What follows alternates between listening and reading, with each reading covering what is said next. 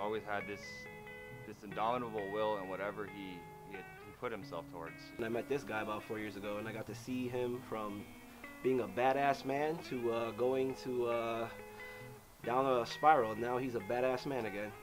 This indomitable will, it could take over into anything. It could span into his life, and I always feared one day it would span into his life in drugs. They told me I was going to get 10 years in prison. Oh, I love where he's at right now. He's happy. He's got a good head on his shoulders right now, and I believe he can go very far and do great things with this. Big things. Big things going for him in the future, for sure.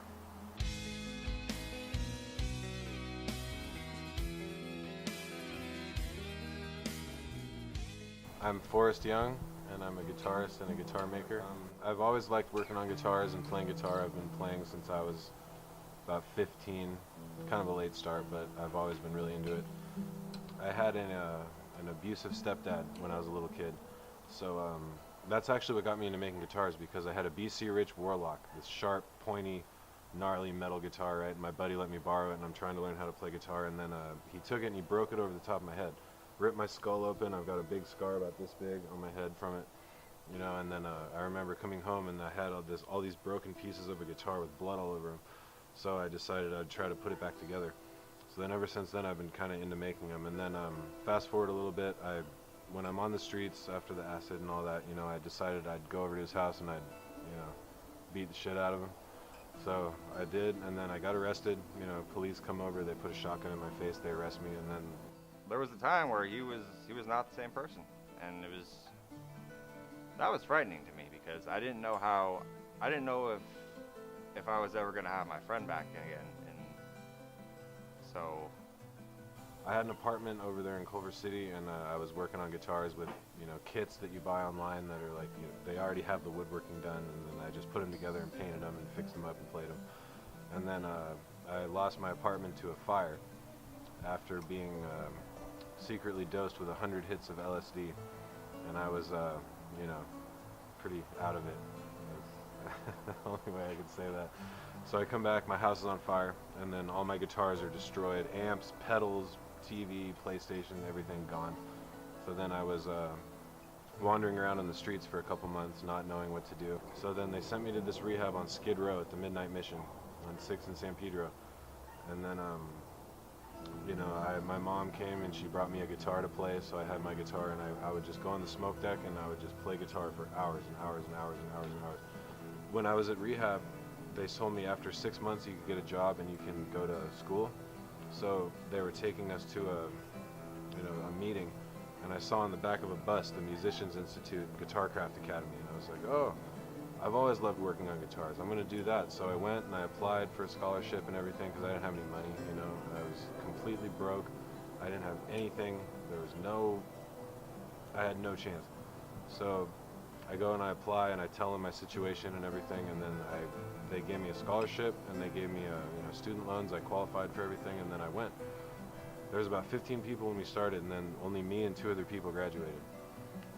And you know, they trained me good. They trained the hell out of me. Like, I'm so much better at my job now than I was before then. Like, I went from just liking to tinker around to actually being a professional. So, and then while I was doing that, my dad is a landscape artist, and he was doing the whole front yard for M Shadows of Avenged Sevenfold, and he was telling him my story.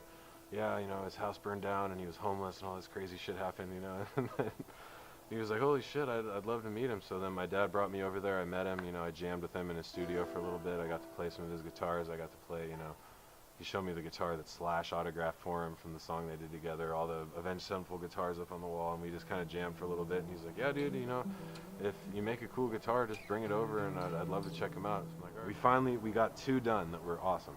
And we finally get them done, and then I call him up. I'm like, hey, dude, you know, I made some guitars. You want to check them out? He's like, yeah. So then I remember going over to his house. I brought the guitars. He was checking them out, and he really liked the Les Paul version, or the Les Paul knockoff that I did, so they don't sue me. But I went over and we was playing it, and he was like, oh man, it sounds great, I love it, how much do you want for it? And I didn't even know what to say. I was just like, I don't know, man, like, how much do you think it's worth? And then we came to we made a deal, and then he bought it from me, and then it was the coolest thing ever. And I'm telling all my friends, hey man, dude, I made a guitar from M Shadows, check it out. I'm like, yeah, sure you did. And I met this guy about 4 years ago, and I got to see him from being a badass man to going to down a spiral. Now he's a badass man again. I got to see it all transition. Ever since then, after I got out of the Midnight Mission, I graduated from school. I got a place out in Oregon. I have a full workshop and a spray booth and everything, so I'm just working. I also do custom paint jobs on cars and motorcycles and stuff right now. But so yeah, that's all I do. I've got about 10 guitars I'm working on right now, and I'm just trying to get them all squared away and ready. What interests me about it is I really like to see. I go to a hardwood store and I get a bunch of pieces of lumber. And they're just big square pieces of wood, and I like to think like, okay, now it looks like that, and then when it's all done, I look back on it and look how it's changed, and it's like I've created this. It's like a guitar is a tool, and for a lot of musicians, it's a personal thing. Like they pour their soul out through it. They're channeling their passion through it. So I like to be able to make something that makes them happy and gives them the ability to make the music that they want to make. It's a cool feeling, especially when someone brings me their guitar and I fix it up and I give it back to them, and then they start playing and they get all happy and excited and they get all into it, and it's like, yeah, I was able to help this person make music better. It's the best feeling in the world. It's different to be able to control every single detail of the whole instrument. So it's like, if you want a metal guitar, you can make it one way. If you want a blues guitar, you can make it another way. If you want just an all-around, wide-ranged sounding guitar, you can do it another way. Like, it's cool to have such infinite freedom and be able to make that. And it's so much cooler when it's done and you put all this work into it. You put the strings on it and you're done with the setup and everything, and then you plug it in and just blast it. It's the coolest feeling in the world. Like I made this.